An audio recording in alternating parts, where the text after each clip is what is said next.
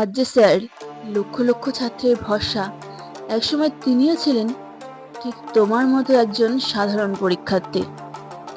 গণিতকে যিনি ভয় থেকে বানিয়েছিলেন বন্ধু, তিনি আর কেউ নন, আমাদের সমস্ত স্টুডেন্টদের প্রিয় আদিত্য রঞ্জন স্যার। আদিত্য রঞ্জন স্যারের জন্ম হয় বিহার রাজ্যে, একটা একদম সাধারণ পরিবারে। ছোটবেলা থেকেই পড়াশোনায় ভালো ছিলেন, কিন্তু জীবনের সুযোগ খুব সহজে আসেনি।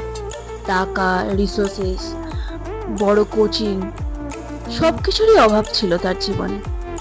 কিন্তু একটাই জিনিস ছিল প্রচুর, সেটা ছিল স্বপ্ন দেখার সাহস।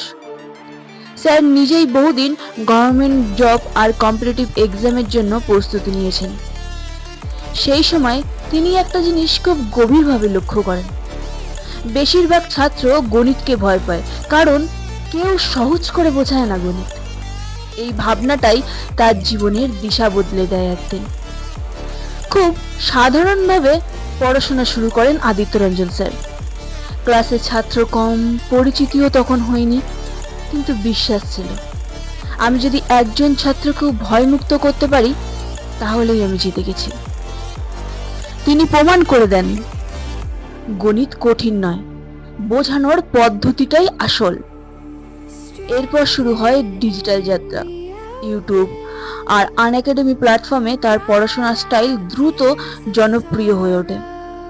আজ তিনি শুধু একজন শিক্ষক নন, তিনি লক্ষ লক্ষ ছাত্রের আত্মবিশ্বাস, যারা এসএসসি, রেলওয়ে, ব্যাংকিং, অঙ্কের জন্য আদিত্য রঞ্জন স্যারের কাছেই সবাই বুঝতে চান। কেননা তিনি খুব সহজভাবে আমাদের কাছে প্রত্যেকটা অঙ্ককে তুলে ধরেন, যেতে আমাদের ভয় লাগে না, অঙ্ককে আমরা বন্ধু করতে পারি। আদিত্য রঞ্জন স্যারের জীবন আমাদের শেখায়, তুমি কোথা থেকে শুরু করছো সেটা ইম্পর্টেন্ট না, ইম্পর্টেন্ট হলো তুমি থামছো কিনা।